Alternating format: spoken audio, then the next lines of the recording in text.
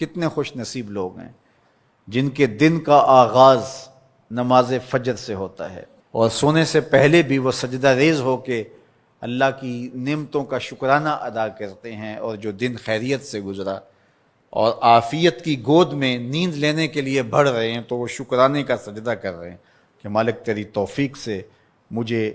خیریت سے یہ دن گزارنا نصیب ہوا۔ ہمارے بزرگ فرمایا کرتے تھے سونے سے پہلے 5 انگلیاں بھی گن لیا کرو، 5 نمازیں بھی گن لیا کرو۔ اگر 5 نمازیں پوری ہیں تو اللہ کا شکر ادا کیا کرو کہ تمہیں توفیق اس نے عطا کی۔ اللہ اکبر۔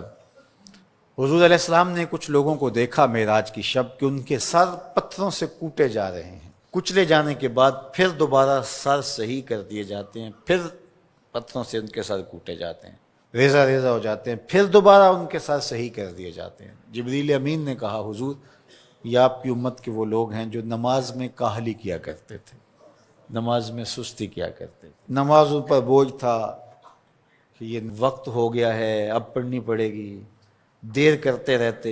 پہلے پڑھنا ہی نہیں چاہتے تھے، اگر پڑھنی پڑھ بھی جاتی تو پھر نماز کی وجہ سے ان کے سر بوجھل رہتے تھے، آج ان کے وہ سر کوٹے جائیں گے۔ نوجوانوں بالخصوص میں آپ سے مخاطب ہوں، ماں باپ کو زور نہ لگانا پڑے، آپ کی منتیں نہ کرنی پڑیں، آپ کے ترلے نہ کرنے پڑیں، آپ کو جھڑکنا نہ پڑے، جب حی علی الصلاۃ کی آواز آئے تم بستر سے چھلانگ لگا کے اٹھ جاؤ کہ میرے رب کا بلاوا ہے میرے نام۔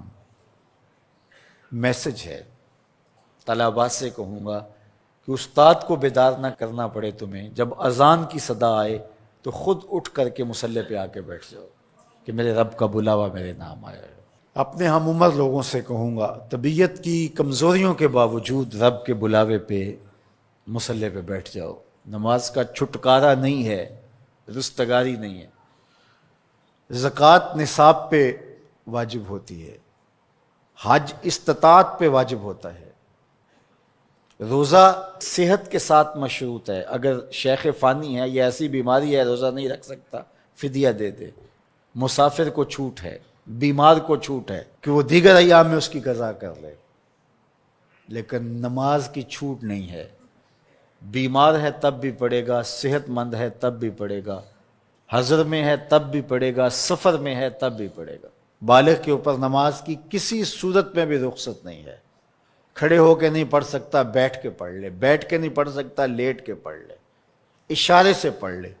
وضو کے لیے پانی دستیاب نہیں ہے تو تیمم کر لے، حالت سفر میں ہے قصر کر لے، آدھی پڑھ لے پوری نہ پڑھے، دشمن کے مقابلے میں ہے صلاۃ الخوف کی صورت میں پڑھ لے۔ یہ نماز کا مسئلہ ہے، اتنی اہم نماز ہے۔ تو جن کے سر بوجھل رہے نماز سے، سردیوں میں ہوتا ہے اوپر نیچے نمازیں آ رہی ہوتی ہیں، ابھی عصر پڑھ کے گھر پہنچے تو پھر مغرب کی آ گئی، مغرب گھر کے پہنچے تو پھر عشاء کی آ گئی،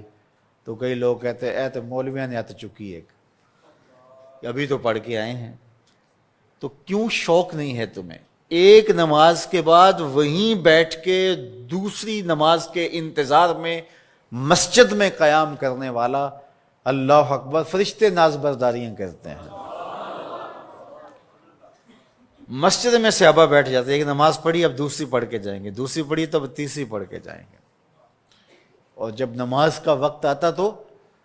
وہ انتظار کرتے کہ ابھی تک اذان نہیں ہوئی، اور حضور جب حضرت بلال حبشی رضی اللہ تعالی عنہ کو اذان کے لیے کہتے تو کہتے ارحنا یا بلال، بلال اٹھو ہمارے دل کو راحت پہنچاؤ۔ آنکھوں کی ٹھنڈک قرار دیا ہے نا نماز کو، جعلت قرۃ عینی فی الصلاۃ، میری آنکھوں کی ٹھنڈک نماز میں رکھی گئی ہے، تو یہ دل کا قرار ہے، راحت قلب محمد ہے صلی اللہ